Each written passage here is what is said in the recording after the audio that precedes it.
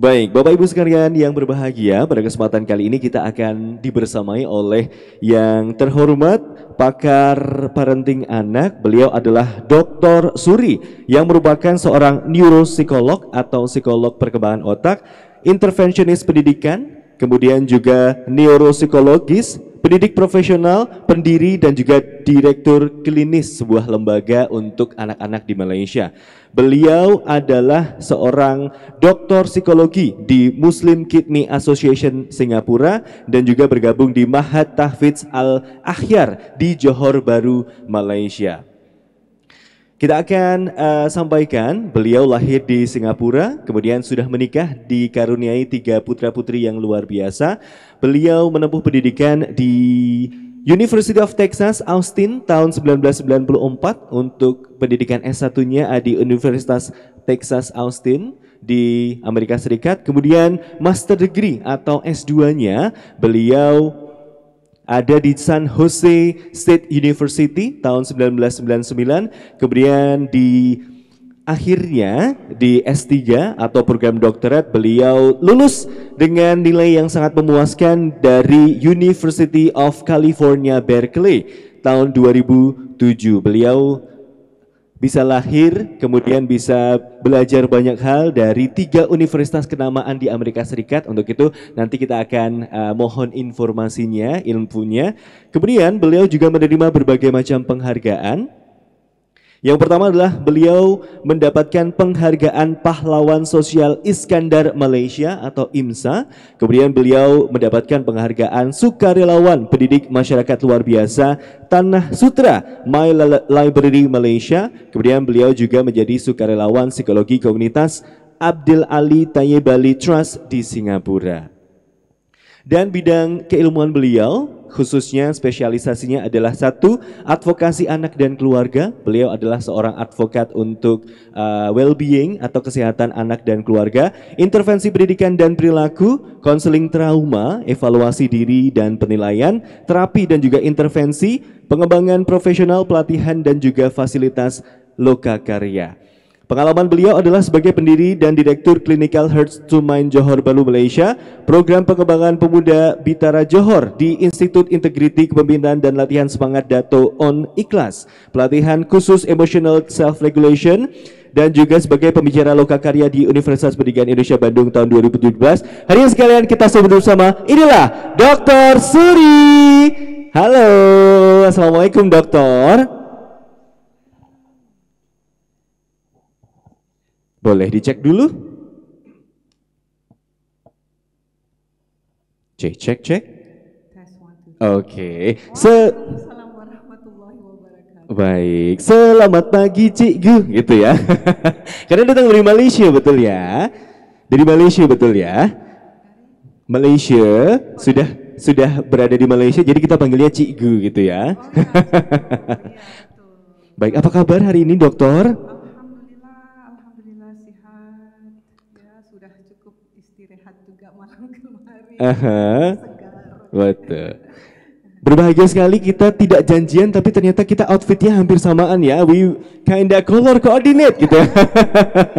Sebuah keajaiban di Masjid Suci Hati Saliman Yogyakarta. Baik, hadirin sekalian yang berbahagia, beliau adalah Dr. Suri yang tadi CV-nya saya bacakan. Kemudian pada kesempatan kali ini kita akan bersama-sama nantinya belajar kembali tentang perkembangan anak gitu ya, dan juga kesehatan mental anak dan keluarga gitu. Hadirin sekalian sudah siap?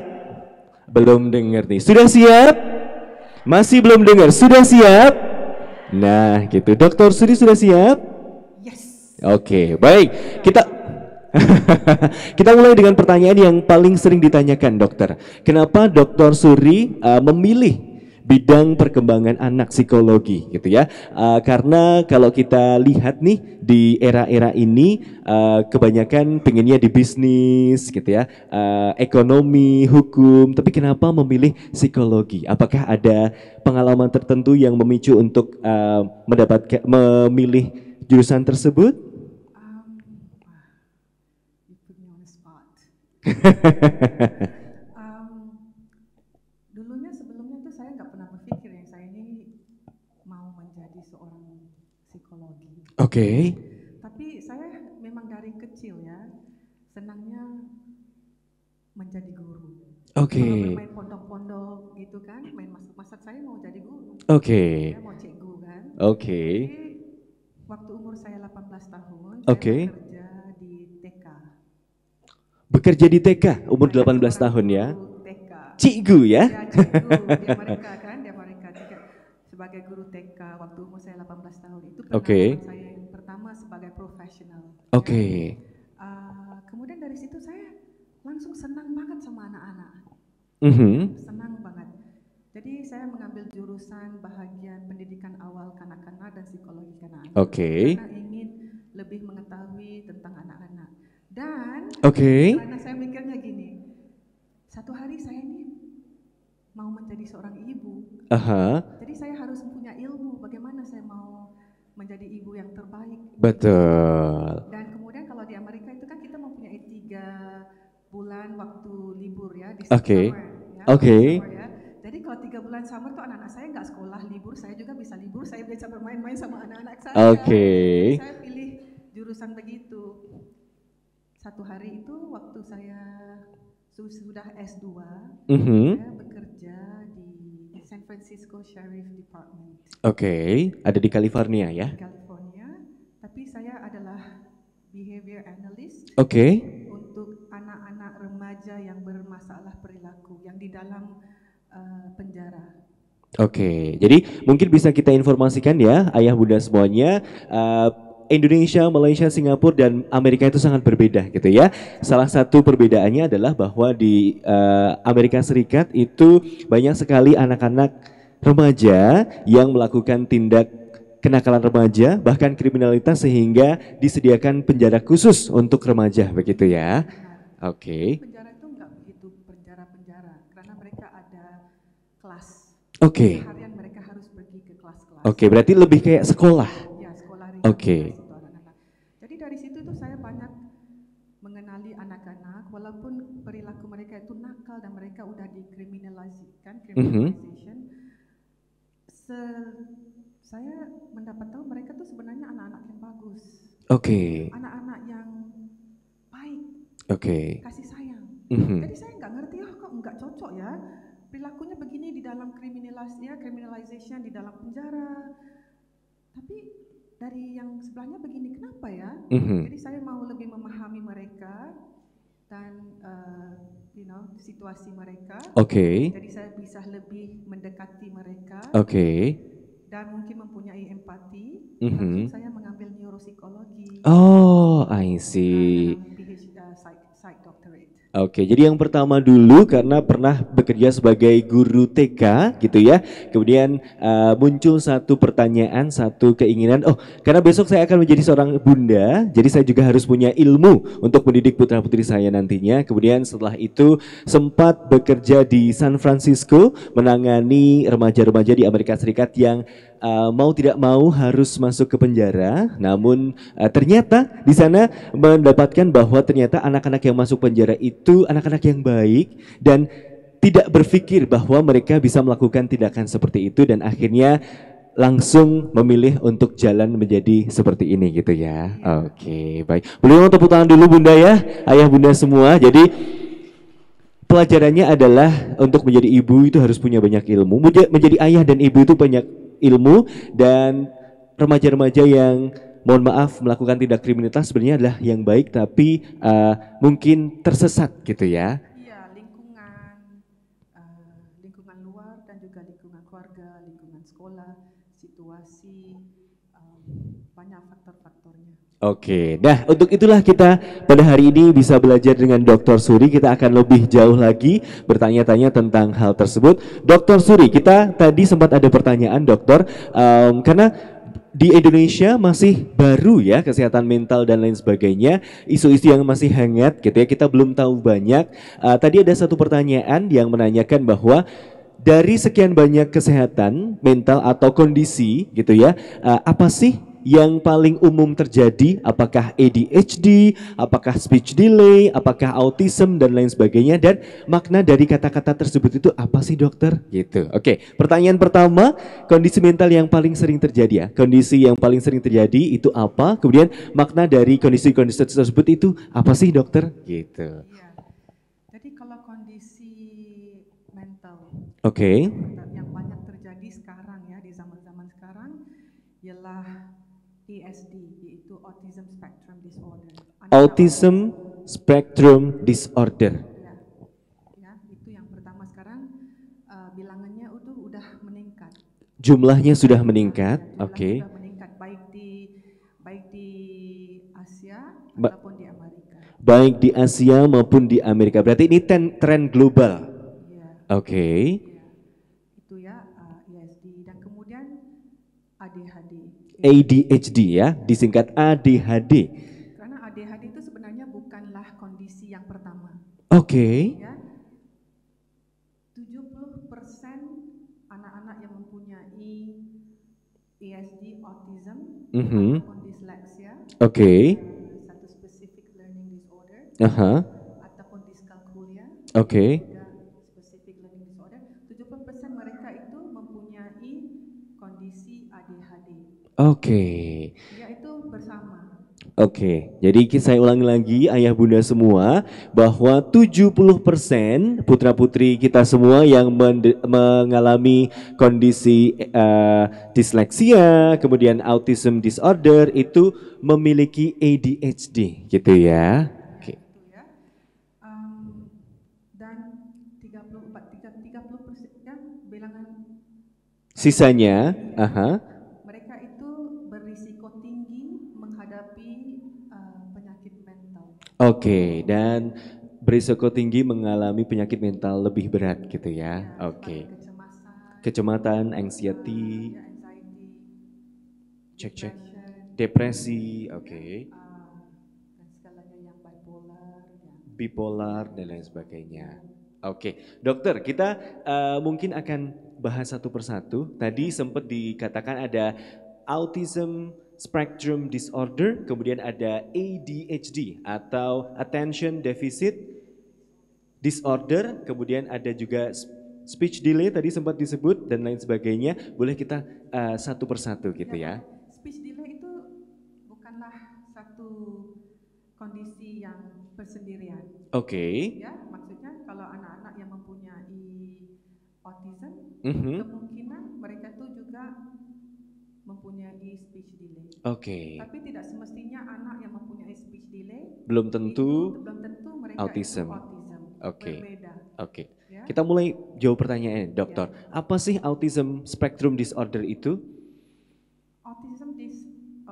ASD, ya, autism spectrum disorder itu adalah suatu gangguan saraf sistem otak. Ya, it's kondisi di otak.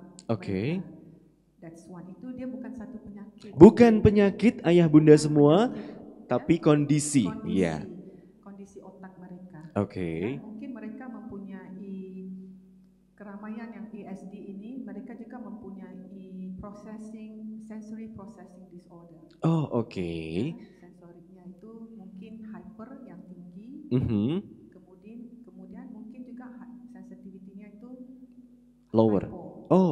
Lebih rendah. Kalau hyper itu gejala-gejalanya kayak mereka tuh nggak bisa silawan mata, silawan lampu, kalau bising orang ramai, ya, kalau kotor atau basah. Macam-macam karena sensory processing disorder ada macam-macam.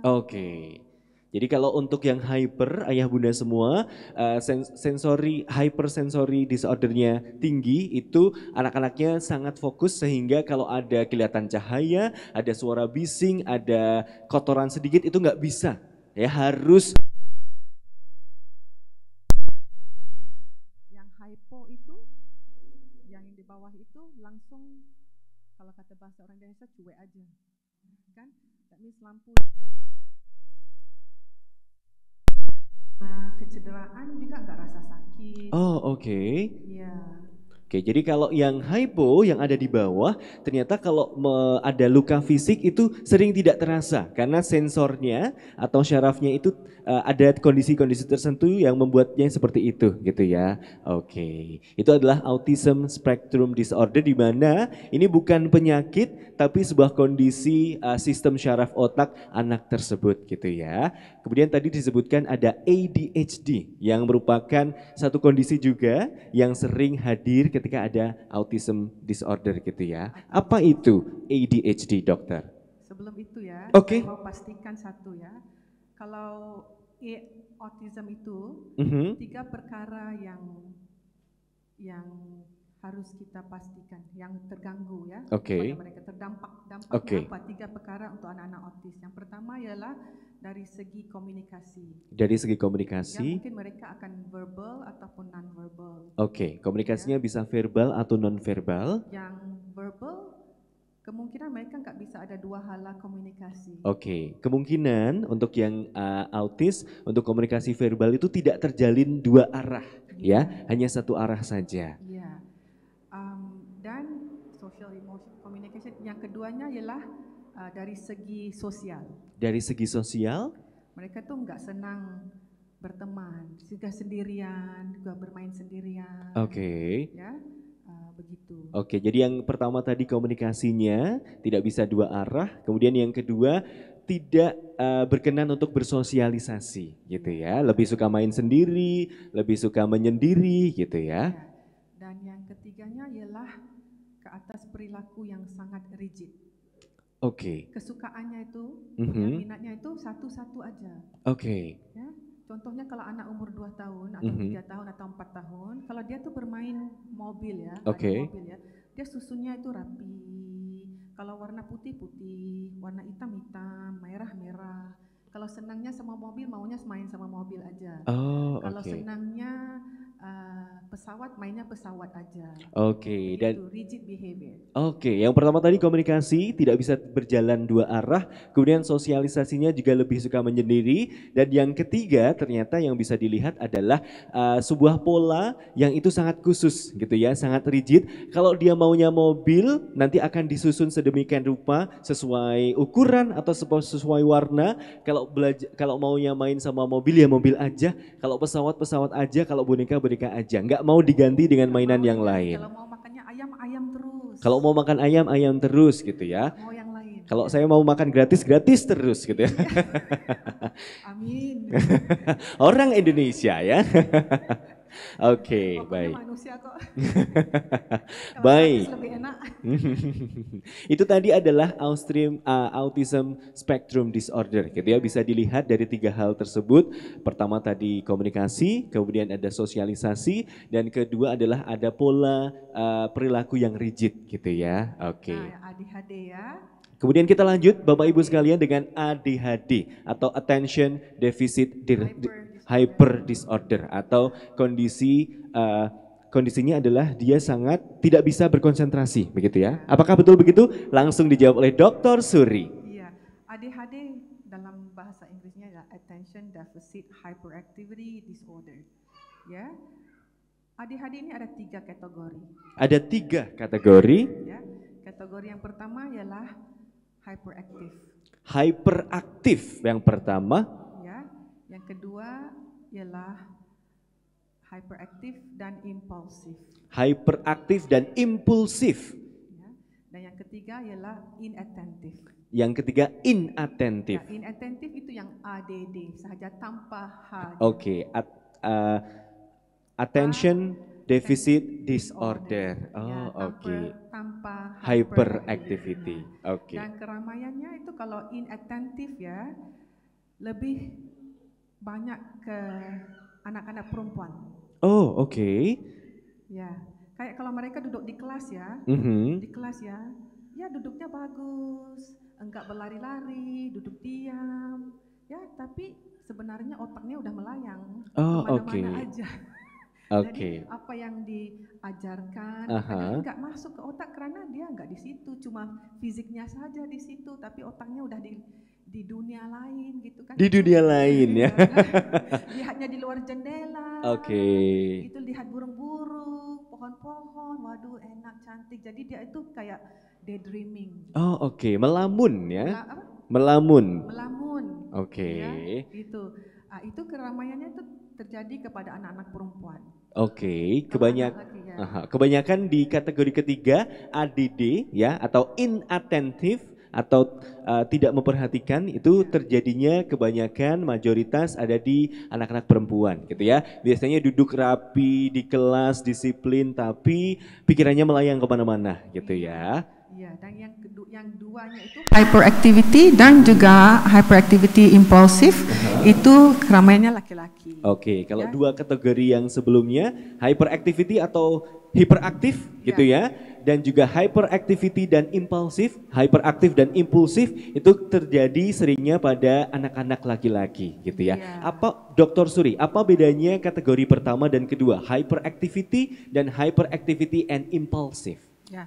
Kalau hyperactivity itu anak itu nggak bisa duduk diam. Oke. Ya, nah sebagai saintifiknya ya, setiap 1 menit is equal to 1 tahun. Maksudnya kalau anak itu berumur 1 tahun, dia sepatutnya mampu duduk diam, fokus selama 1 menit. Oke, itu adalah anak-anak normal ya. Normal. Bapak Ibu sekalian, ini diberikan satu standar bahwa untuk setiap 1 tahun itu normalnya anak-anak harusnya bisa duduk fokus 1 menit. Jadi kalau usianya 4 tahun berarti harusnya bisa duduk fokus 4 menit. Benar. Kalau dia 7 tahun berarti harusnya bisa 7 menit gitu ya. Iya. Oke. Jadi kalau mereka tuh bisa duduk fokus lebih dari 7 menit waktu umurnya 7 tahun itu kira bagus. Ya, tapi kalau bawah 7 menit itu yang kita khawatirkan. Oke, jadi Bapak Ibu sekalian yang putra-putrinya di umur tertentu jumlah menit duduknya bisa sama, alhamdulillah. Tapi kalau ternyata di bawahnya perlu perhatian khusus gitu ya. Iya. Jadi hyperaktif gitu ya, lari-lari, nggak bisa duduk diam, ya. Dan kemudian kalau hyperaktif dan impulsif itu dia hyper dan juga sangat-sangat impulsif. Ya, emosinya tuh kayak nggak bisa terkontrol. Ya, jadi kalau dia nggak senang tangannya sangat cepat banget, begitu aja. Gitu. Kan dia bertindak tanpa berpikir. Baik. Baik, jadi Bapak Ibu sekalian, impulsif itu bahasa Inggris ya, artinya adalah tindakan tanpa pemikiran. Jadi kalau tidak suka langsung nendang, langsung nonjok, langsung apa-apa, itu adalah impulsif ya. Tadi yang pertama hyperaktif itu lari-lari, manjat-manjat, lompat-lompat dan lain sebagainya. Tapi kalau hyperaktif dan juga impulsif adalah lari-lari, manjat-manjat, lompat-lompat dan juga tidak bisa mengontrol tubuhnya gitu ya. Jadi kalau dia tuh kalau nggak pikir kalau sesuatu itu membahayakan atau enggak, dia langsung terjun aja. Gitu. Karena nggak stop, ini berbahaya loh kalau aku terjun nanti bagaimana ya? Mungkin bisa mencederakan diri gitu kan, tapi mereka nggak bisa berpikir begitu, mereka terlalu impulsif. Baik. Pertama tadi ada hyperaktif, yang kedua ada hyperactive and impulsive, kemudian yang ketiga adalah inattentive atau attention deficit disorder gitu ya, atau duduk diam, sepertinya memperhatikan tapi pikirannya sudah sampai Bandung gitu ya. Padahal di Yogyakarta. Baik, itu tadi kita sudah bahas yang namanya autism spectrum disorder, kita bahas juga ADHD, kemudian kita bahas apa lagi dokter? Disleksia. Boleh, disleksia ya. Disleksia itu adalah satu kondisi yang language disorder. Ya, bahasa, ya, ke arah ke bahasa. Ya. Boleh. Ini dokter karena hidupnya di Amerika Serikat pakai bahasa Inggris, nanti saya translatekan ya.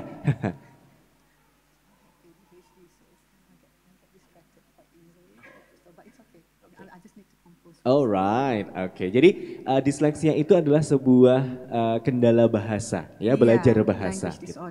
Ia juga satu kondisi, bukan penyakit. Bukan penyakit, tapi hanya kondisi saja. Kondisinya adalah kenapa? Ya. Nah, otak ini kan kita ada satu otak kan, benar ya, satu otak ya. Satu otak itu dibahagikan dua Kanan, bagian, kiri. kanan dan Oke. kiri ya. Kiri itu mengawali kanan, kanan ini mengawali kiri. Betul. Dari satu bagian ini dibagi ada empat Bagian lobes, lagi. ya, empat bahagian lagi. Di bahagian-bahagian tertentu semuanya ada fungsi-fungsinya. Betul. Ya. Jadi anak-anak disleksia ini karena fungsi otak bahagian di bahasa ya belum di aktivitas, koneksinya nggak ada gitu kan, belum, dan cara pembelajaran mereka itu berbeda. Jadi maka itu mempunyai so-called masalah pembelajaran. Sebenarnya bukanlah satu tantangan, karena cara pembelajaran mereka itu berbeda. Kalau kita perhatikan cara strategi ya pendidikan di dalam kelas, bagaimana guru-guru mengajar? Kalau membaca sekadar menghafal, contoh kalau bahasa Inggrisnya, B-A-T, bat, C-A-T, cat gitu kan. Dia menghafal ataupun nanti gurunya baca, anak-anaknya ikut saja. Kan? Tapi anak-anak disleksia ini cara pembelajaran mereka berbeda. Mereka nggak bisa begitu. Dan kemungkinan mereka mempunyai ADHD.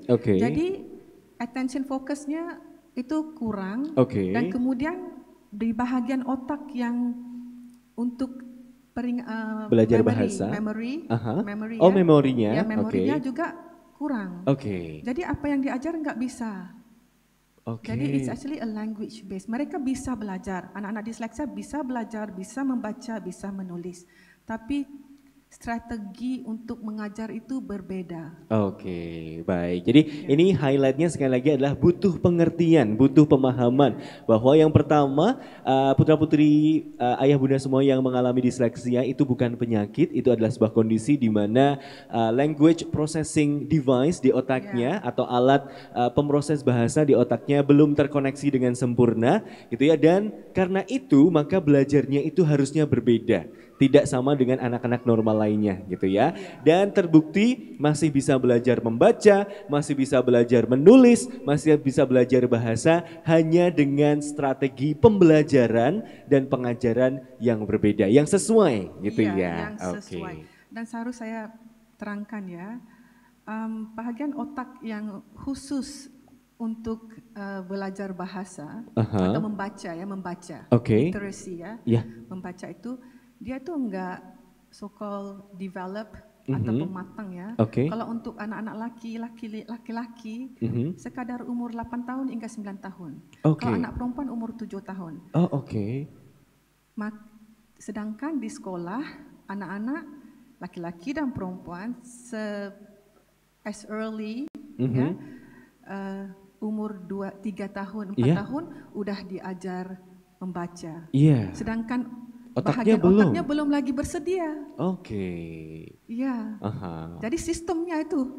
Jadi hadirin sekalian, ini kita juga bahas juga bahwa ternyata ada sistem-sistem pendidikan baik di Indonesia, mungkin di Malaysia, di Singapura, di mana saja ternyata tidak sesuai dengan kapasitas otak, terutama di bagian pemrosesan bahasa gitu ya. Karena kalau untuk putra bisa matang di umur 8-9 tahun bagian pemrosesan bahasanya. Kalau untuk putri 7-8 tahun. Tapi ternyata sistem pendidikan kita memaksa untuk harus bisa baca umur 3 tahun, 4 tahun gitu ya. Kalau di Singapura 2 tahun. Di Singapura 2 tahun harus bisa baca ya. Saya 2 tahun masih main di sungai. Saya juga, anak-anak saya juga. Harusnya begitu ya Bun ya. Manjat pohon. Ngambil duit. Enggak. Duitnya diajar untuk dihitung. Betul. Ya duit. Financial literacy. Iya. Itu adalah kematangan finansial. Tadi sudah kita bahas autism disorder, kemudian ADHD, disleksia. Ada lagi yang perlu kita bahas? Boleh. Dyscalculia. Dyscalculia itu seperti disleksia. Tapi cuma di dalam mengira-ngira, matematik, ilmu matematik. Menghitung.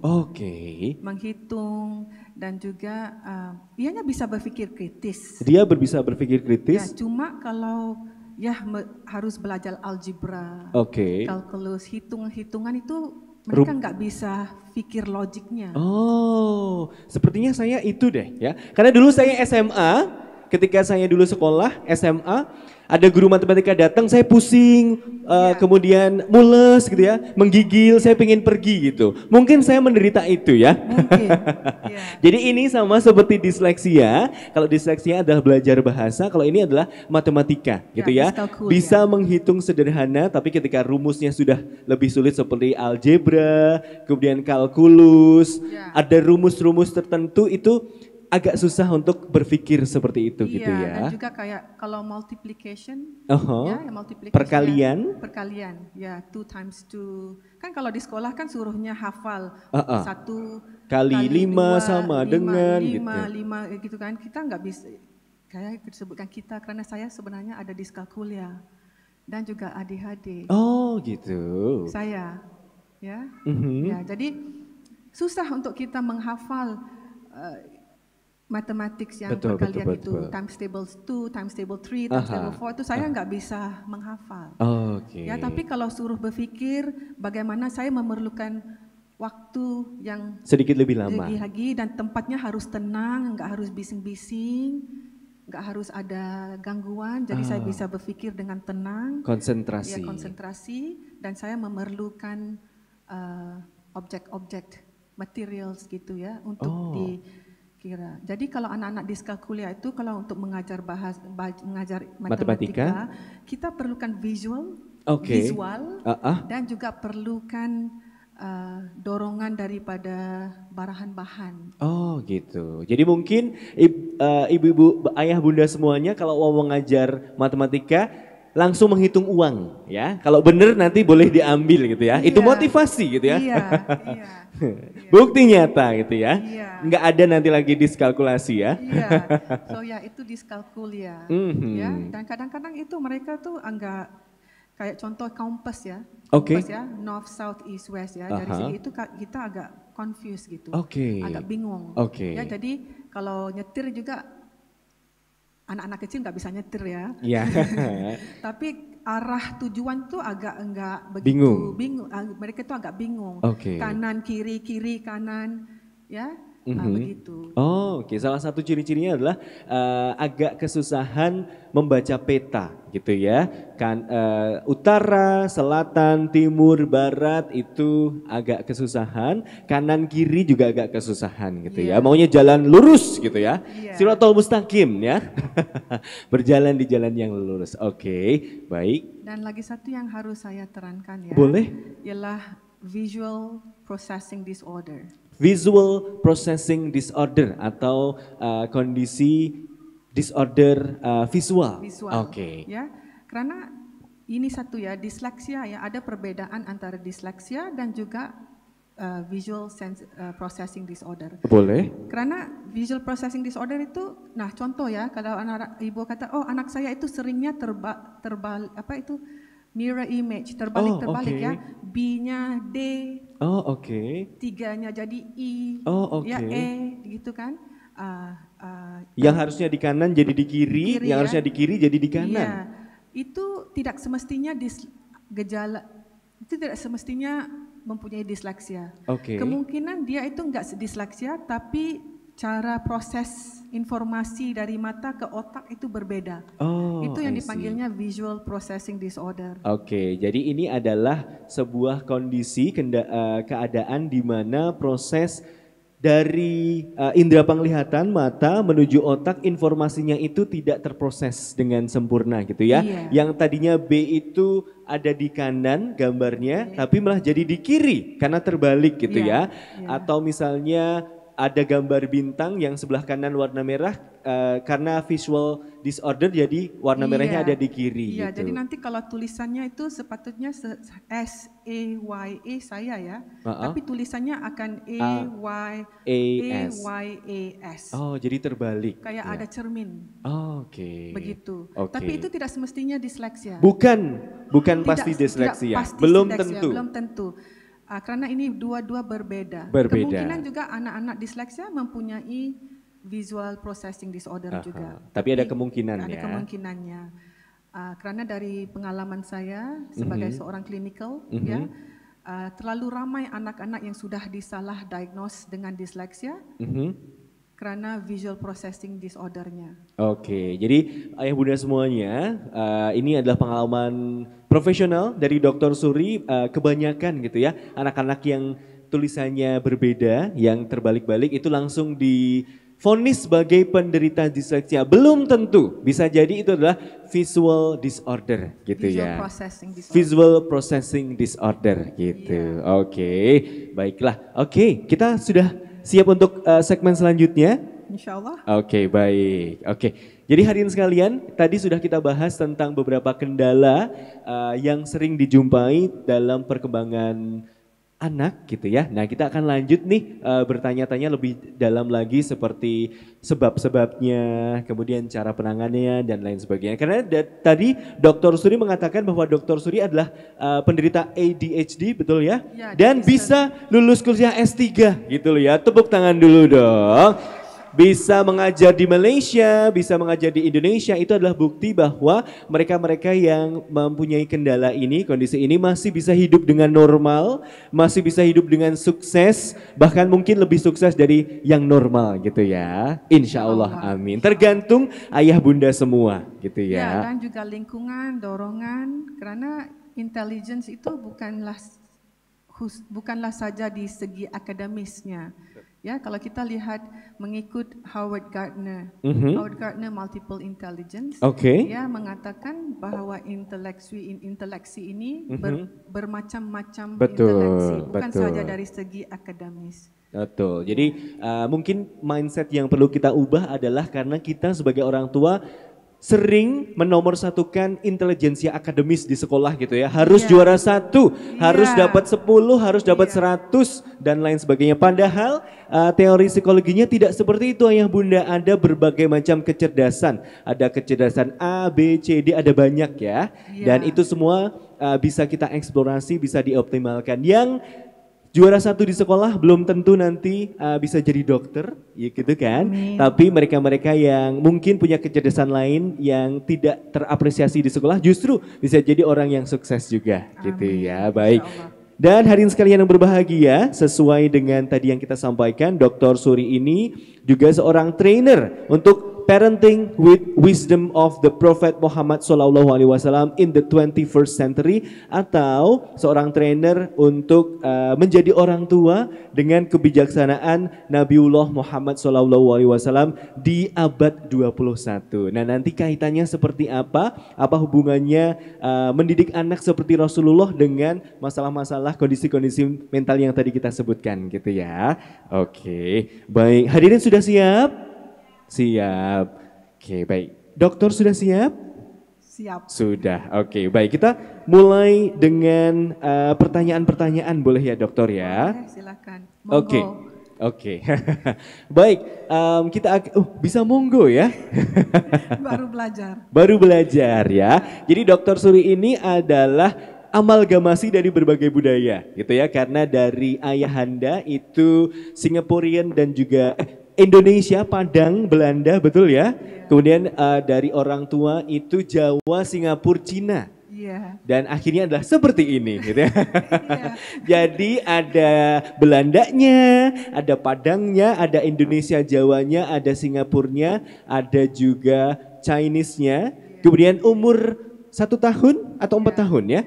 1 tahun harus terbang ke Malaysia, ke Amerika Serikat, jadi orang Amerika gitu ya. Kemudian pulang ke Melayu. Loh, kok saya jadi begini gitu ya. Oke, baik. Kita akan coba tanya-tanya Dr. Suri gitu ya. Perkembangan dan pertumbuhan anak itu pasti membutuhkan berbagai macam kondisi, berbagai macam hal gitu ya. Jadi yang pertama kami akan tanyakan adalah untuk pertumbuhan dan perkembangan anak yang sehat secara fisik, secara mental, secara psikologis, apa saja yang diperlukan, apa saja yang orang tua harus sediakan untuk bisa menjadikan pertumbuhan anaknya optimal dan sehat, dokter. Silahkan. Iya, untuk pertumbuhan dan perkembangan yang sehat ya, anak-anak memerlukan gizi, ya, makanan yang bergizi. Berikan makanan seimbang dan bergizi untuk mendukung pertumbuhan fisik dan juga kognitif. Ya, jadi makanan-makanan yang enggak bergizi, yang cemilan-cemilan yang mempunyai banyak pengawet, yang airnya yang warna merah-merah cantik itu ya, itu kalau jauhkan. Lebih-lebih lagi kalau anak-anak yang mempunyai kondisi otak ya seperti ADHD ya. Jadi makanan-makanan yang bergula tinggi, yang punya banyak pewarna-pewarna yang tidak asli, terlebih lagi warna merah, kuning, dan oranye. Warna merah, kuning, dan oranye itu yang paling berbahaya ya? Iya, berbahaya ya. Jadi itu nggak boleh, nggak cocok ya. Nggak cocok, ya, jadi pastikan gizinya itu makanan yang bernutrisi. Ya. Bergizi dan bernutrisi. Bergizi dan nutrisi ya. Keduanya ialah aktivitas fisik. Ya. Dorong aktivitas fisik secara teratur kerana ini bisa mempromosikan kesihatan fisik dan fungsi kognitif. Nah, contoh ya, kalau orang laki-laki ya, pria ya, kalau mau badannya ya, kalau orang Malaysia katanya gini, wah sado. Ya, badannya wah kekar. Kan, ya, apa? Kekar, berotot. Ya, kan berotot gitu kan. Wah, bagaimana? Apa caranya? Olahraga. Olahraga ke gym ya. Betul. Wah, ya. Nah, otak kita juga otot. Jadi kalau kita mau otak kita berfungsi dengan baik, kuat dan sehat, seharusnya kita berolahraga. Ya, kerana ada bilateral koordinasinya, kita bergerak kan, selangsung kita bergerak begini, otak kita kiri dan kanan juga akan koordinasi. Ya, begitu kita berolahragakan otak kita. Jadi pastikan aktivitas fisik. Betul. Setiap hari anak-anak disarankan untuk berolahraga, bermain-main di luar, beraktivitas di luar selama 60 menit sehari minimumnya. Minimal 1 jam sehari, ada 24 jam, 1 jamnya harus aktivitas fisik. Minimal. Ya. Nah, selainnya ialah tidur berkualitas. Itu sangat-sangat penting kerana tidur yang cukup penting untuk kesejahteraan kognitif dan emosional. Berapa jam, dokter? Tergantung kepada umur. Kalau anak-anak umur bayi ya, balita ya. Saya juga baru belajar perkataan ini, balita. Bawah 5 tahun ya? Bawah 5 tahun atau 6 tahun ya. Umur begini seharusnya perlukan 8 hingga ke 10 jam. 8 sampai 10 jam. Waktu malam ya. Nah, anak-anak yang berumur dari bayi itu 0 ya hingga ke umur 3 tahun, 4 tahun harus pastikan mereka juga mempunyai waktu istirahat, waktu siang hari. Mereka tuh harus napping. Kalilullah. Tidur siang. Tidur siang selama kalau bayi itu dalam 2 jam. Kalau umur 3 tahun hingga 5 tahun mungkin 1 jam. Itu penting.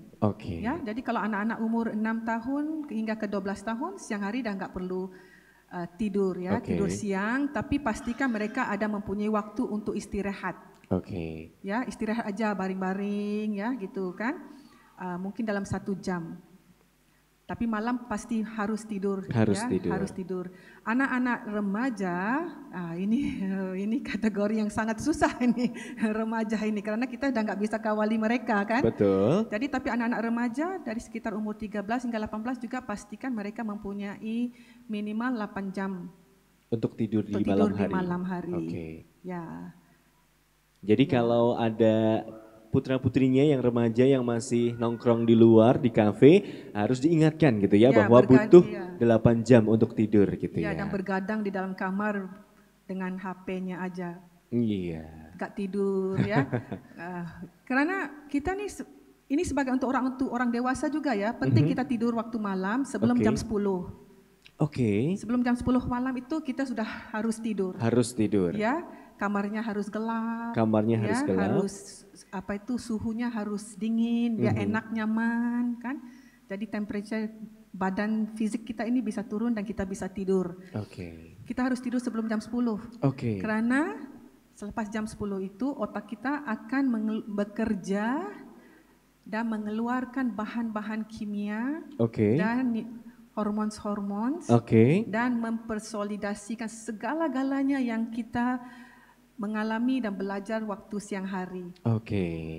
Nah, tapi kalau kita nggak tidur sebelum masih bergadang hingga jam 11, 12, 1 malam, 2 malam, otak kita nggak bisa bertugas. Maksudnya kita ini majikan yang nggak bagus. Oke, Kan betul. gitu, kita nggak menjaga otak kita. Dan kemudian jika kita nggak tidur, ya karena bergadang atau apa ya, dari jam 11 hingga jam 4, itu yang bisa mendampak kognitif dan emosi kita, dan juga kita bisa mempunyai depresi. Oke, baik. Karena ada sebagian bagian otak itu yang adalah pro-depresi. Oh, oke. Itu makanya anak-anak remaja sekarang suka nongkrong, suka Aha. bergadang ya. Itu yang emosi mereka tuh enggak stabil. Oh, Dan I mereka see. cepat mempunyai kecemasan. Oh, oke. Ya. Dan juga karena hormon balik. Oh iya, betul. Hormon Baik. balik. Baik. Jadi Jadi banyak faktor. Ya. iya, ayah bunda semuanya, salah satu faktor kenapa remaja itu emosinya labil gitu ya, itu adalah ternyata karena kultur kita setelah ada smartphone kita jadi sering begadang, sehingga itu mengganggu fungsi hormon yang harusnya menenangkan badan, menenangkan depresi, menenangkan emosi, karena tidak bisa bekerja dengan baik, akhirnya labil emosinya gitu Iya, ya. iya. Oke, Dan baik. selanjutnya ialah lingkungan yang merangsang. Lingkungan yang merangsang. Ya, kita harus ciptakan lingkungan yang mendorong eksplorasi, interaksi, dan juga pembelajaran. Ya, lingkungan di luar kita udah nggak bisa kawali lagi kan, itu luar dari kemampuan kita. Tapi di rumah, lingkungan di rumah kita masih bisa mengawali, kan? Jadi apa-apa pun bermulanya dari rumah. Betul. Orang tua adalah pendidik yang pertama. Betul. Madrasah pertama dan utama adalah di rumah. Betul. Ya, jadi lingkungan di rumah tuh harus pastikan ianya merangsangkan, mendorong eksplorasi, interaksi, stimulasi, dan juga penuh dengan pendidikan dan pembelajaran. Oke, baik. Tadi yang pertama adalah gizi, kemudian aktivitas fisik, tidur berkualitas, lingkungan yang merangsang dari orang tua dan keluarga, gitu ya. Ada lagi loh. Ada lagi, silahkan. Ya, dukungan emosional. Oke. Ini penting. Dukungan emosional ya.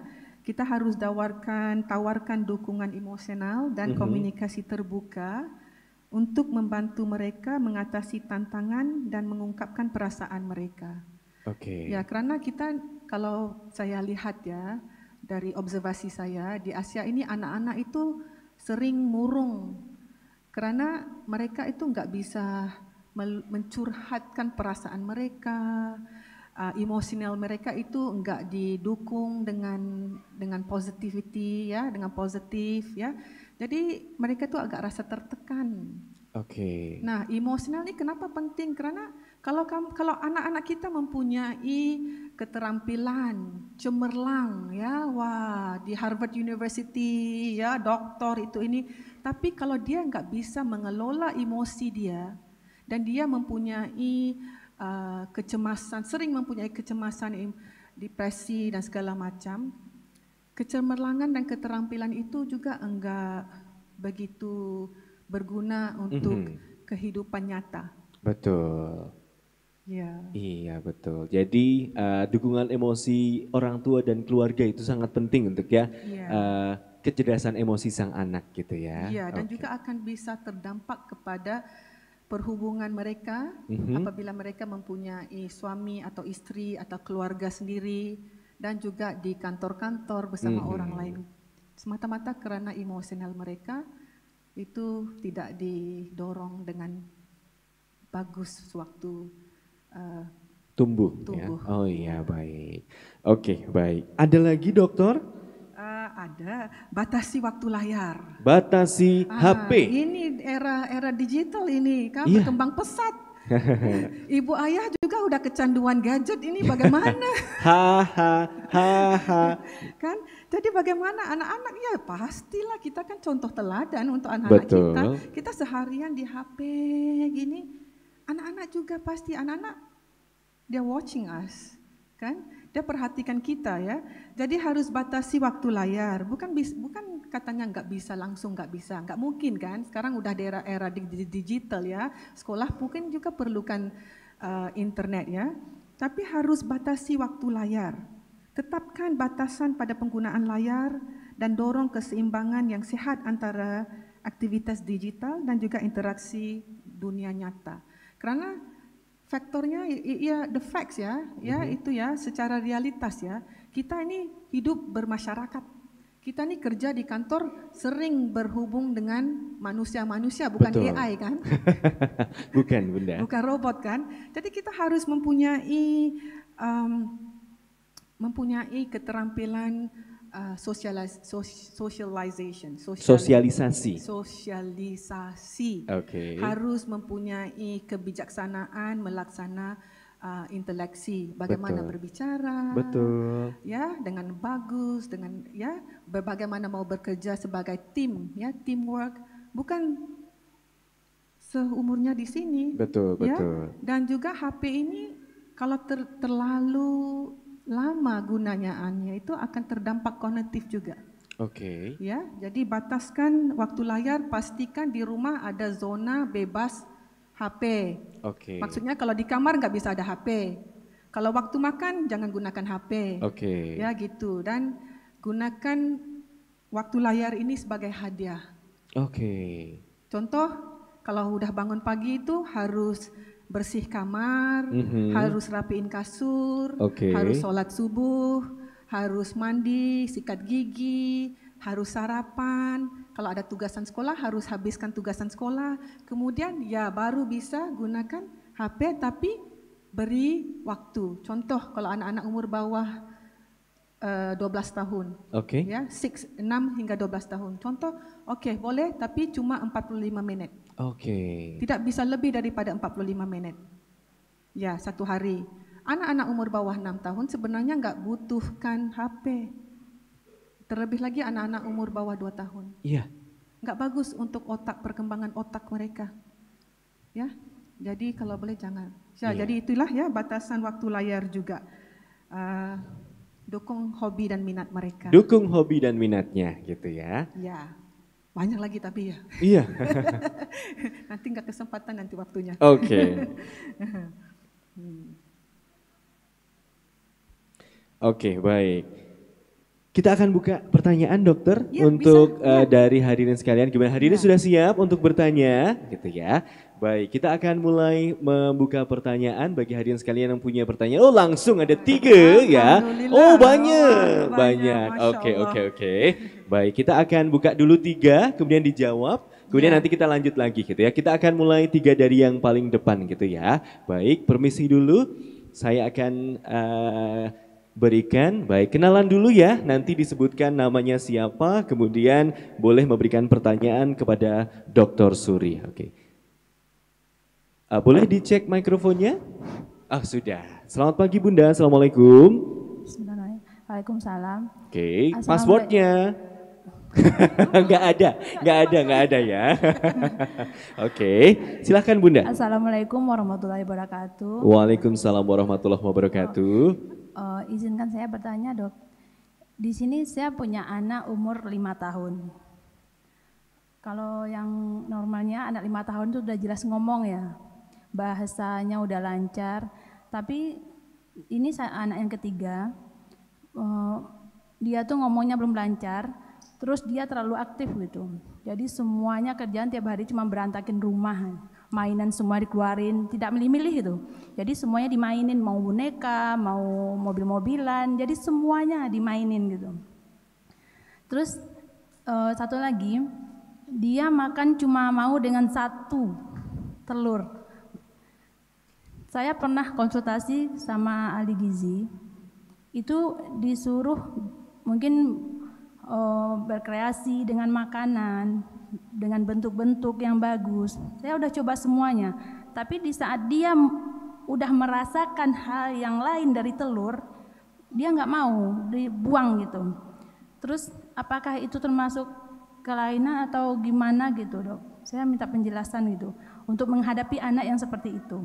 Baik, terima kasih atas nama Bunda siapa? Bunda Deti. Deti, oke, baik. Terima kasih Bunda Deti sudah hadir dan memberikan pertanyaan. Waalaikumsalam warahmatullahi wabarakatuh. Nanti akan kita jawab, kita tampung 2 dulu lagi ya dokter ya. Baik, selanjutnya ada Bunda. Iya, dengan Bunda siapa? Indah. Bunda Indah, oke. Iya. Pada waktunya ya. Baik, silakan Bunda Indah pertanyaannya. Iya, dokter tadi kan kita sudah membahas 4 disorder, ya dia bukan disease tapi dia itu disorder. Betul. Kemudian saya pernah nonton salah satu film India yang digarap sama Amir Khan yang temanya adalah disleksia. Kemudian saya merasa kok saya sama ya dengan tokoh utama dari film ini. Mungkin saya punya disleksia juga, tapi karena diagnosanya sudah dewasa jadi tidak dibawa ke ahlinya. Nah kemudian sampai saya dewasa kemudian menikah, saya masih merasa kesulitan gitu untuk membedakan kanan kiri, kemudian dalam menulis juga masih terbalik-balik gitu. Itu kalau nulis tangan sih, kalau ngetik enggak. Kemudian dalam kehidupan sehari-hari tuh saya lumayan tricky ya. Jadi misalkan ada botol minyak, botol kecap, botol saus. Misalkan suami saya tuker-tuker tuh saya marah gitu. Pokoknya nggak boleh diacak-acak. Pokoknya urutannya harus minyak, kecap, sama saus gitu. Kemudian itu kan sebenarnya hal ramai ya, tapi kok saya merasa kok ini jadi bumbu-bumbu rumah tangga kayak gitu. Pertanyaannya sebenarnya untuk orang dewasa yang kemungkinan punya 4 disorder itu apakah masih bisa untuk dipulihkan?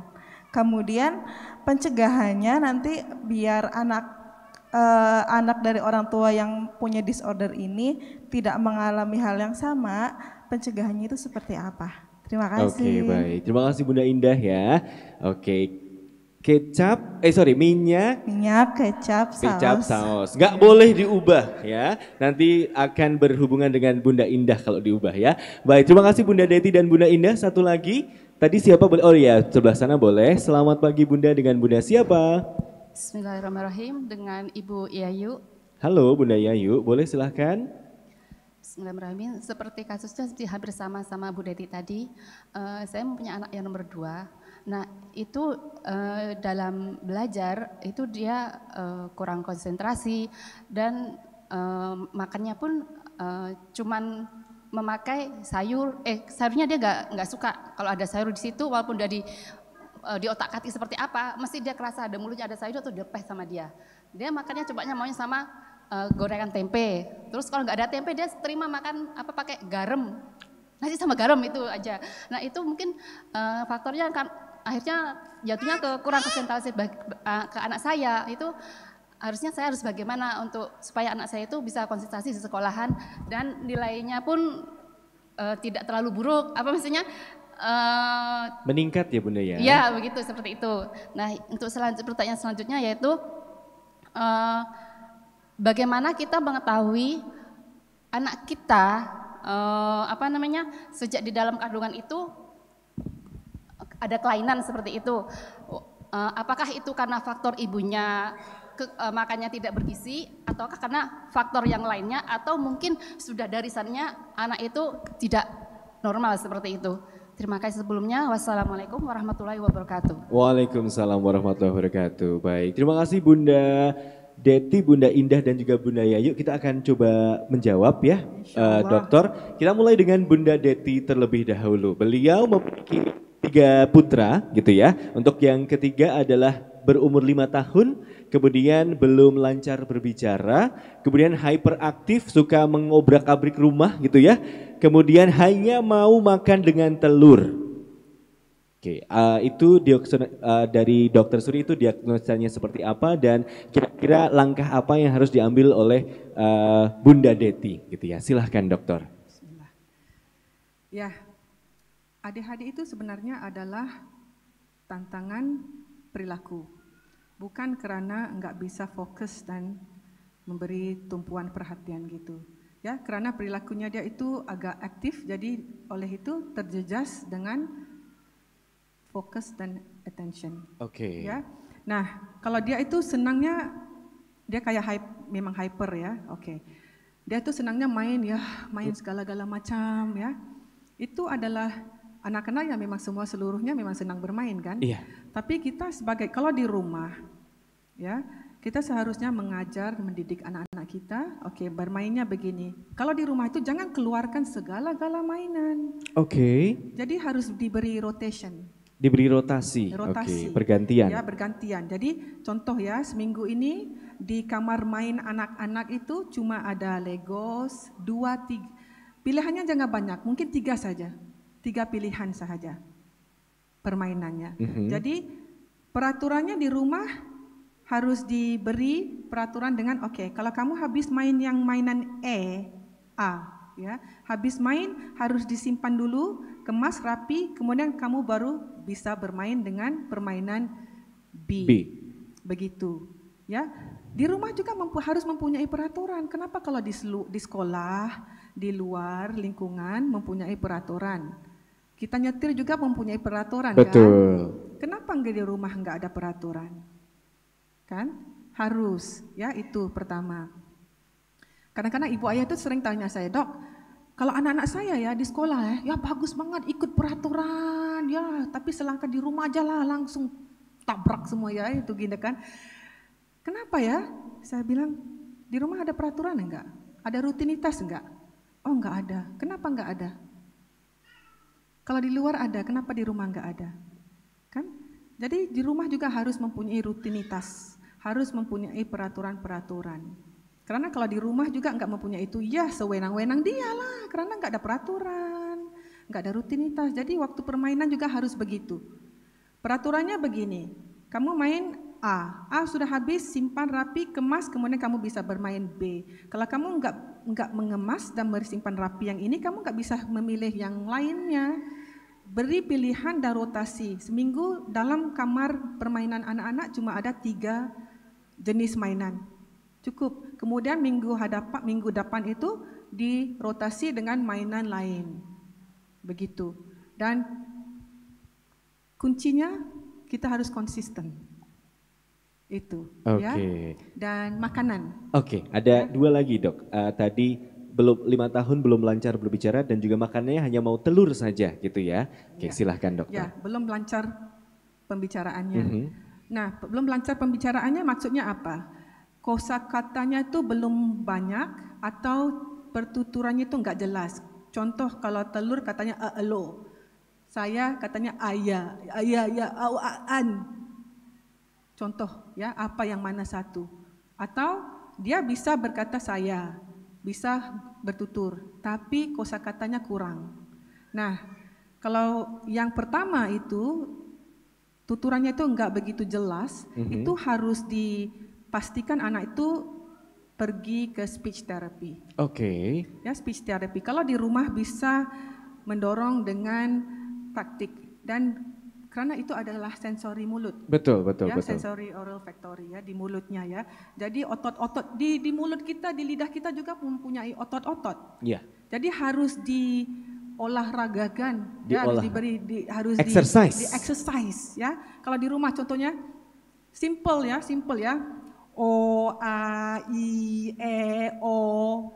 Jadi mulut itu bisa kuat, ototnya bisa kuat. Ya, makanan juga adalah faktor. Kalau sering anak itu memakannya cuma contoh ya, ada anak-anak yang udah umur 6 tahun, 5, 6 tahun, 7 tahun masih diberikan hanya formulir. Itu saja. Makanannya semua encer-encer. Itu saja. Enggak bisa, karena mulut ini mempunyai otot. Kalau makanannya terus yang encer-encer itu otot ini enggak kuat. Jadi harus diberi seimbang makanan yang kayak apel keras, yang encer, berbagi-bagi.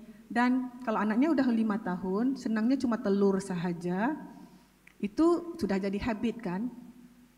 Jadi harus diberikan terapi sebagai terapi behavioral therapy. Jadi harus dilatih di rumah sedikit-sedikit, perlahan-perlahan.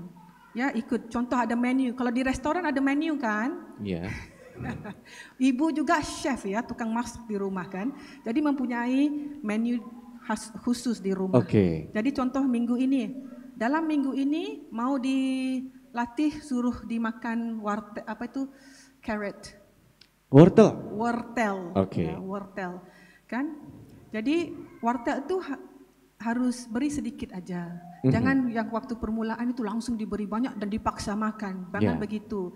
Jadi harus dipotong kecil-kecil gitu, coba dulu. Kalau dia coba 1, beri dorongan, wah bagus, kamu coba satu, gitu ya. Kemudian nanti esok lusa sedikit lagi. Jadi harus perkenalkan makanan yang berbeda-beda, tapi secara perlahan-lahan dan satu persatu. Enggak bisa hari ini mau coba makanan wortel, kobis, itu dan kemudian dipaksa anak, kemudian bilangannya tuh banyak banget, nasinya kayak gunung Merapi. Itu untuk saya, untuk saya terima. Gitu ya. Iya kan? Jadi nggak bisa gitu, karena ada anak-anak yang nggak bisa makan nasi ya. Jadi nasinya sedikit, wortelnya sedikit, carrot ya, kobisnya sedikit. Jadi harus coba ya. Satu trik itu ya. Kalau masak sup ya, sup ya, itu semua dikisar. Di blender? Ya di blender. Oke. Ya dimasukkan ke dalam makanan, ataupun waktu masak nasi itu yang udah di blender itu masukkan ke dalam air rebusan nasi tadi dan ditanak nasinya bersama dengan itu. Tapi berinya sedikit. Ya, jadi perlahan-lahan. Dengan telur sebagai menu utama masih boleh ya. Jadi telur didampingi dengan sedikit wortel, sedikit kobis dan lain sebagainya harus diperkenalkan. Dan gitu harus diberi sebagai satu positif reward ya. Jadi apabila dia mencoba, walaupun mencoba satu, harus dipuji. Wah bagus kamu, Masya Allah kamu coba hari ini ya, bagus ya. Ya nanti kita coba lagi ya nak ya. Jangan, coba lagi ini, lagi satu lagi. No, jangan begitu. Nggak boleh. Dipaksa, buka mulutnya. Nggak bisa. Kekerasan dalam rumah tangga ya. Iya, aduh nanti anaknya trauma makanan, langsung nggak mau makan. Oke, baik. Jadi terima kasih sekali Bu Deti ya untuk yang wicaranya itu tadi masuk ke mana? Apakah karena kurang kosakatanya? Jadi sudah lancar berbicara, a i u e-nya sudah jelas tapi kosakatanya belum banyak, atau memang belum jelas gitu ya. Karena dua hal tersebut itu punya dua solusi yang berbeda gitu ya dokter ya. Kalau yang kurang kosakata berarti kita kenalkan kosakata ya. Gelas, botol dan lain sebagainya. Kalau saya beri contoh ya. Waktu anak-anak saya waktu bayi ya umurnya 3 bulan, saya sudah memperkenalkan kata isyarat. Walaupun alhamdulillah anak-anak saya biasa aja, ya nggak ada mempunyai tantangan speech delay atau apa, tapi karena saya dalam bidang ini kan, jadi saya mau anak saya bisa berbicara, bisa berkomunikasi dengan saya, karena komunikasi itu banyak, bukan saja dari segi verbal, dari segi ekspresi muka, dari cara kita duduk, dari cara kita berdiri, semuanya adalah komunikasi ya. Jadi bagaimana kalau anak-anak yang nggak bisa yang mempunyai disability deaf ataupun nggak bisa mute ya. Bagaimana? Apakah cara komunikasinya? Ya, menggunakan isyarat kan? Jadi waktu anak-anak saya bayi itu, saya berkomunikasi dengan anak-anak saya melalui isyarat. Jadi kalau saya katanya, oh kamu mau makan, saya akan kamu mau makan. Kamu haus. Kamu mau minum air. Gitu kan? Kamu mau apple. Kamu mau cookie. Yang basic itu. Jadi anak-anak saya tuh waktu bayi tuh mereka tuh enggak ada punya banyak frustrasi karena enggak bisa berkomunikasi kan. Itu yang bayi selalu sering frustrasi karena komunikasi mereka tuh enggak bisa sampaikan apa kemauan dia. Ya. Jadi dari speech untuk kosakata gitu, ibu ayah setiap malam kalau sibuk seharian, waktu malam sebelum tidur sebelum itu mempunyai rutinitas tidur ya. Jadi waktu malam itu masuk kamar bersama anak-anak, baring di kasur sama anak-anak. Pilih buku, ambil buku ataupun majalah National Geographic yang mempunyai pendidikan. Kemudian luangkan waktu 10 menit, bisa enggak? 10 menit bersama anak-anak untuk membaca buku, bisa kan? Jadi setiap malam itu baca buku bersama anak-anak. Dari situ mereka bisa menguasai kosakata-kosakata dan menambah kosakata mereka. Walaupun jangan dipikir, anak ini masih kecil, nggak mungkin gunakan perkataan yang tahap tinggi gitu kan. Nggak, karena anak itu mungkin nggak tahu ngerti perkataan itu, tapi dia sudah bisa paham ya, ngerti ya. Perkataan ini begini ayatnya. Oke. Jadi dia bisa lebih menguasai kosakata. Jadi baca buku bersama anak setiap malam, luangkan masa, senang aja sebenarnya. Iya. Ya. Oke. Baik. Oke. Jadi tadi untuk yang berbicara itu luangkan waktu untuk menambah kosakata dengan anak. Kemudian komunikasinya tidak hanya verbal tapi juga non verbal gitu ya untuk yang masih balita.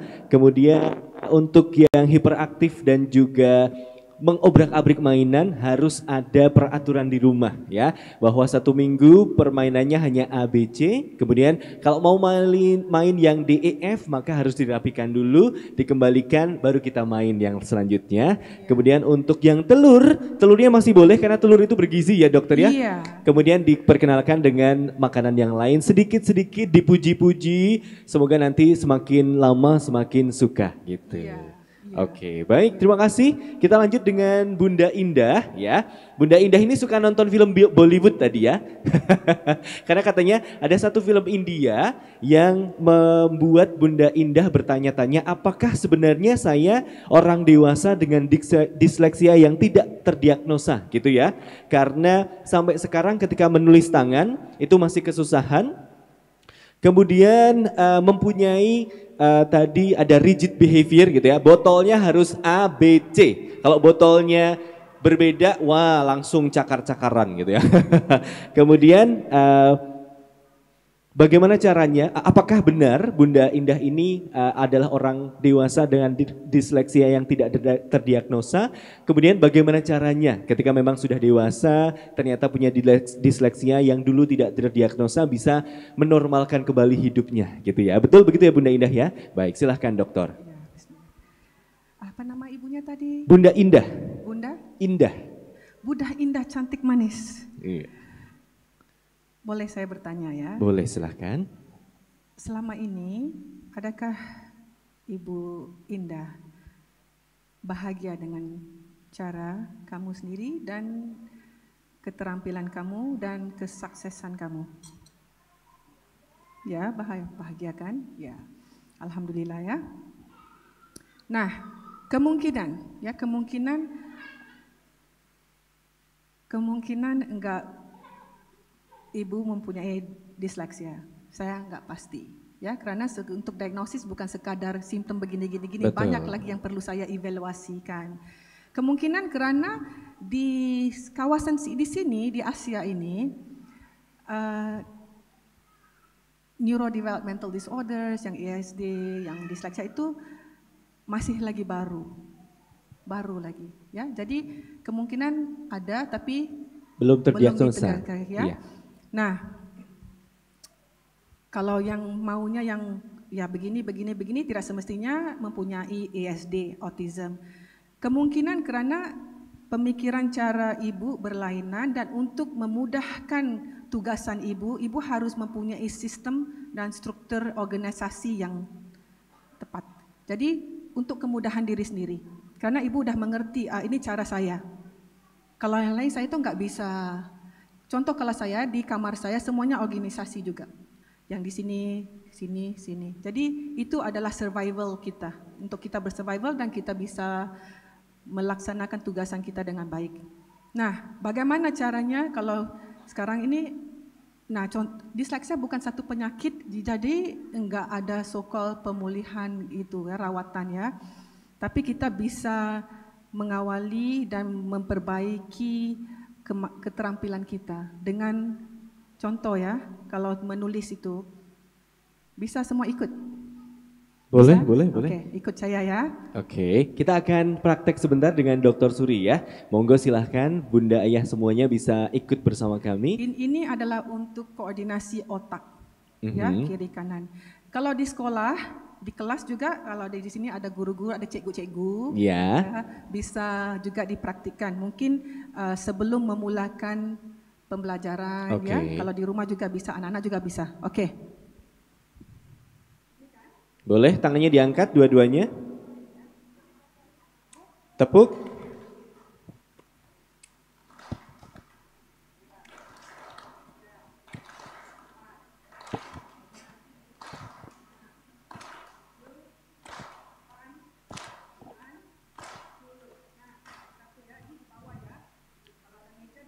Boleh, silahkan dokter di sebelah sini boleh.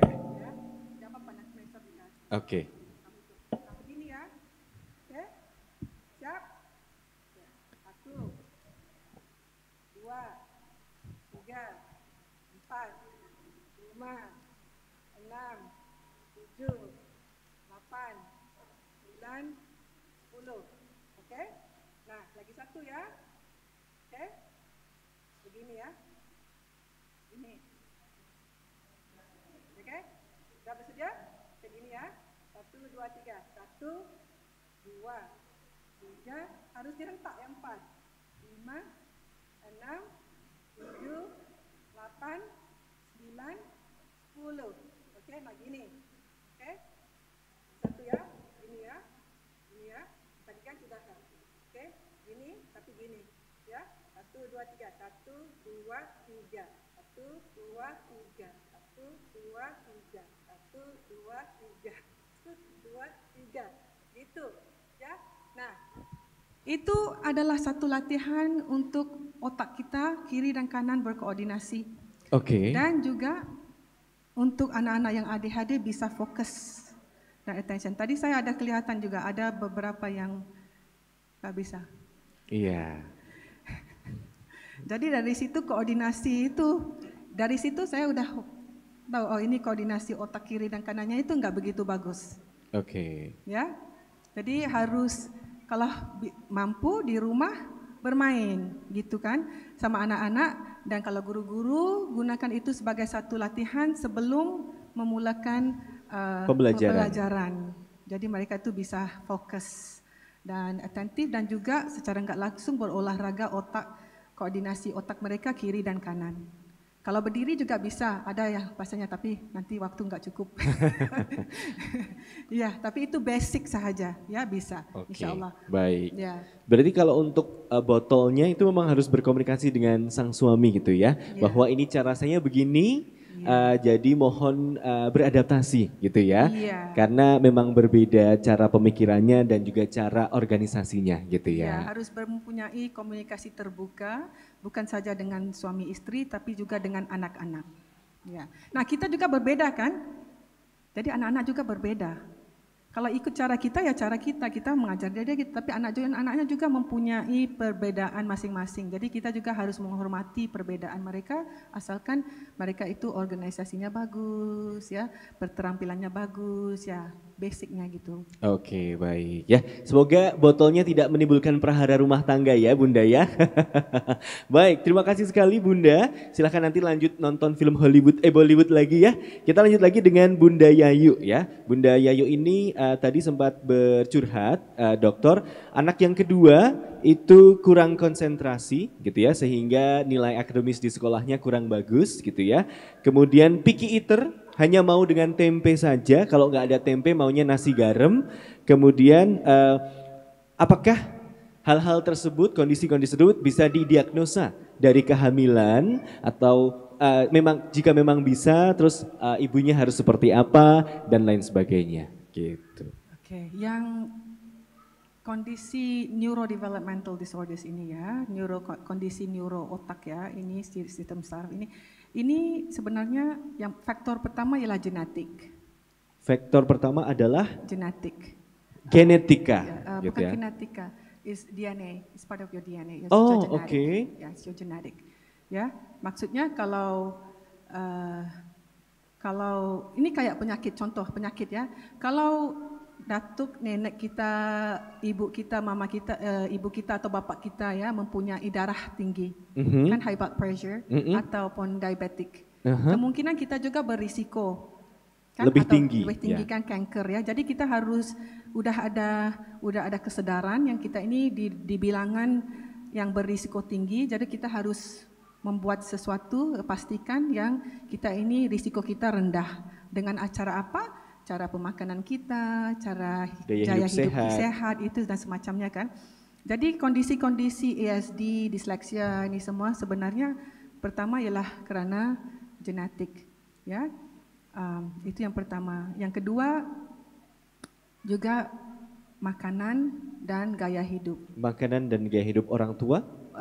anak-anaknya juga. Anak-anaknya, oke. Ya, kalau ya bukan karena obat-obatan itu nih ya. Memang kalau kita pikir secara Islam, memang udah ditakdirkan. Betul. Ya, jadi kita harus reda dan terima karena ini anak adalah amanah. Betul. Tapi yang pentingnya jangan fokus kepada oh anak saya ini ada ADHD, ada disleksi, ada, jangan fokus kepada labelnya. Fokus kepada bagaimana saya bisa membantu anak-anak saya. Jadi mereka itu mempunyai keterampilan, sukses gitu kan. Nah, so itu genetik part of it. Ya, apalagi questionnya itu tadi? Anak kedua ini susah konsentrasi, Ya. kemudian nilainya sehingga akademiknya tidak terlalu optimal gitu, dokter. Pasti ya, pasti. Kalau anak-anak itu nggak bisa fokus dan atentif ya, prihatin, pasti akan terdampak kepada performance Di sekolah. ya, di sekolahnya, akademiknya dan juga perilaku juga. Ya. Jadi yang pertama sekali harus kita review ya. Harus direview, disemak kembali ya. Dievaluasikan bagaimana tidur anak kita. Cukup enggak? Tidurnya kualitas enggak? Maksudnya kalau dia harus tidur 8 jam, adakah dia terus tidur 8 jam atau tidurnya bangun-bangun? Oke. Harus ke tandas, ke toilet atau harus minum atau apa? Kan itu. Evaluasi tidurnya dulu yang pertama. Kedua, evaluasikan pemakanan dia. Adakah pemakanannya itu bergizi dan nutrisi? Adakah makanannya lebih banyak yang gula-gula, mempunyai kandungan gula yang terlalu tinggi, minumannya juga yang terlalu tinggi dengan gula? Itu semua harus dievaluasi. Itu yang pertama kalau ADHD. Oke. Ya, makanan. Kamu bilangnya anaknya suka makan tempe, saya juga sering makan tempe loh. Saya nggak makan ayam, nggak makan daging. Saya cumanya tahu, tempe, telur, ikan. Ikan juga tergantung bagaimana kan. Sudah mempunyai sendiri, tapi saya dewasa, berbeda. Nah, saya senangnya sayur-sayur, ya. Saya sudah bisa mengatur karena saya ngerti bahwa ini badan saya, fisik saya, otak saya, minda saya memerlukannya, jadi saya membuat pilihan. Tapi anak-anak nggak bisa kan? Betul. Jadi contoh sama juga, harus diberi latihan dengan cara yang tadi yang saya katakan. Perkenalkan makanan yang lain-lain, tapi dengan jumlah yang bilangan yang sedikit-sedikit, kemudian seminggu, 2 minggu gitu, bertukar-tukar hingga dia tekaknya itu, perasaannya itu bisa menerima. Saya makan daging, but I'm an expensive one. I love Angus beef. So, saya cuma makan daging yang empuk, benar-benar empuk. Baru saya makan. Oke. Kalau enggak saya enggak makan. Oh gitu. Iya. So orang-orang berbeda. Tapi anak-anak harus dilatih karena mereka itu belum mempunyai kebolehan atau kemampuan untuk memikir apa yang bagus dan apa yang enggak bagus untuk mereka. Jadi kita sebagai ibu ayah harus mendorong dan mencoba dan bersabar dan konsisten. Oke, baik. Sebenarnya ayah bunda semua untuk memperkenalkan makanan banyak di internet ya. Ada menu untuk memperkenalkan sayur mayur untuk anak-anak, nanti bisa di-download gitu ya. Kemudian bisa dicoba. Jadi hari Senin dengan menu ini memperkenalkan ini dengan jumlah segini. Kemudian nanti di hari berikutnya dengan menu ini memperkenalkan sayur ini dengan jumlah segini. Kemudian nanti akan bertambah-tambah gitu ya bunda ya. Ada banyak, nanti bisa di-search, bisa di-download gitu ya. Baik. Satu ya. Boleh. Kalau mau kita mengajar anak kita membuat pilihan yang terbaik. Nah, ini cara-cara yang terbaik, momen-momen yang bagus untuk kita mengajar, membantu anak kita membuat pilihan yang baik. Jadi contoh, kalau minggu ini kita maunya dia coba sesuatu ya. Jadi kita bisa berikan dia contoh. Oke, ini wortel, ini kobis. Jadi bilang, nah kamu minggu ini maunya yang mana satu? Harus pilih satu. Yang ini atau yang ini? Harus pilih satu. Jadi apabila anak itu yang memilih, dia kemungkinan nggak akan menolak. Karena itu pilihan dia. Daripada kita yang memaksa. Betul. Ya, jadi dengan secara ini, apabila kita sudah mendidik anak kita untuk membuat pilihan yang bagus, insya Allah apabila dia dewasa, juga dia sudah bisa mempunyai pemikiran dan kemampuan untuk memilih perkara yang baik dan tak baik, yang bagus dan tak bagus. Oke, jadi dikomunikasikan untuk perkenalannya untuk putra-putri yang sudah bisa memilih gitu ya. Hari ini mau pilih sayur A atau sayur B, Iya. kemudian dimasak sesuai dengan pilihan tersebut gitu ya. It's teachable moments. Yes, luar biasa sekali ya. Kemudian jangan lupa kepada bunda-bunda semuanya harus banyak berevaluasi ketika anaknya hyperaktif, apakah tidurnya sudah cukup dan sudah cukup berkualitas, cukup saja belum cukup ya, harus cukup dan berkualitas, harus 8 sampai 10 jam, kemudian berkualitas, tidak bangun-bangun, kemudian tidak bangun untuk minum, tidak bangun untuk ke kamar mandi dan lain sebagainya, dan juga makanan. Apakah makanannya mengandung banyak gula, bahan pengawet, kemudian pewarna buatan, nah itu harus banyak dihindari gitu ya. Bisa saya tambah satu? Boleh, silahkan dokter. Oke, kalau waktu tidur itu pastikan anak itu enggak snoring, Tidak mendengkur. mendengkur, ngorok ya, ngorok. Ya ada yang begini ya, ini mungkin bapak-bapak juga ada ya. Ya. Tidurnya begini ya, saya demonstrasi ya. Oke. Ya, saya ini kayak aktris gitu, suka benar berdemonstrasi. Gini, tidurnya gini ya. Kemudian gitu kan. Itu nggak bagus. Oh, oke. Itu sleep apnea ya. Oke. Nggak bagus, karena apabila dia berdengkur begitu dan dia berhenti seketika, 1 detik, 2 detik, 3 detik atau berapa lamanya ya, bermaksud otak itu tidak menerima oksigen. Oke. Nah, bila otak tidak menerima oksigen, pasti akan terdampak kepada kognitif. Oh, betul. Betul. Jadi Ya. ayah bunda semua tadi dijelaskan bahwa mendengkur itu bahasa medisnya adalah sleep apnea, Ya. betul ya? Ya. Yang mana secara fisik ada pemberhentian asupan oksigen ke dalam otak. Dan ketika otak tidak mendapatkan oksigen yang cukup, maka kecerdasannya juga terpengaruh secara negatif gitu ya. Harus bagaimana dok untuk bisa memberhentikan mendengkur? Kalau benar-benar begitu, yang pertama ya cara tidurnya. Cara tidurnya. Ya, bantal itu harus dinaikkan sedikit. Ya pasti, tapi kalau anak-anak kan ya tidurnya ya kan begitu-gitu kan ke hati. Tapi kalau sudah keterlaluan dengan begitu dan ibu ayah khawatir, seharusnya dibawa pergi ke jumpa dokter. Pastikan anak itu tidak mempunyai masalah-masalah, tantangan-tantangan yang lain. Karena ini sangat berbahaya. Ada kasus-kasus yang mati waktu tidur karena enggak bernafas. Oke. Ya, ya. Betul. Jadi ini bagi ayah bunda yang putra-putrinya mendengkurnya sudah terlihat tidak normal, maka mau tidak mau harus dibawa ke spesialis gitu ya, karena memang terdapat kasus-kasus di mana ketika paru-paru berhenti saat tidur atau sleep apnea tersebut dan akhirnya tidak bekerja kembali dan mengakibatkan kematian gitu ya. Oke, baik. Terima kasih sekali hadirin sekalian sudah hadir pada kesempatan kali ini, dan sayang sekali ternyata waktu kita sudah habis ya, sudah 2 jam kita ngobrol dengan Dr. Suri. Boleh kita berikan tepuk tangan sekali lagi untuk Dr. Suri, luar biasa sekali. Baik, kembali lagi kami ucapkan terima kasih Dr. Suri sudah hadir di Indonesia, semoga menambah pengalaman, kemudian juga ayah bunda semua bisa mendapatkan ilmu baru dari Dr. Suri untuk nantinya bisa menjadi ayah bunda terbaik yang lebih baik untuk nanti membawa putra-putrinya menjadi manusia dewasa yang sehat baik secara fisik maupun juga secara mental. Satu statement terakhir boleh dokter untuk ayah bunda semua, silahkan. Statement terakhir ya? Iya. Oke. Kira-kira apa nih pesan penting untuk ayah bunda semuanya? Sebentar ya, bisa enggak? Oke. Karena saya harus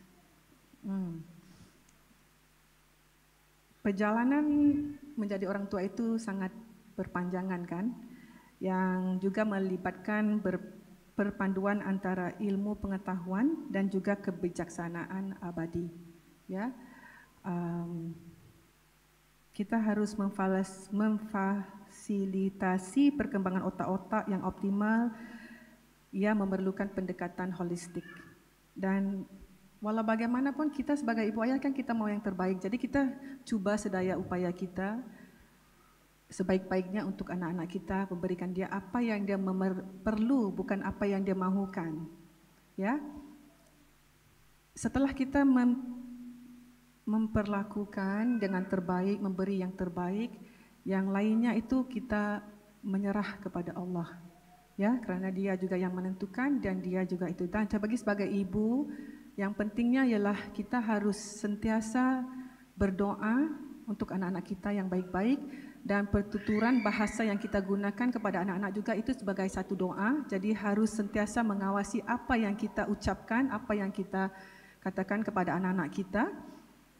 Dan untuk ibu dan ayah, kedua-duanya,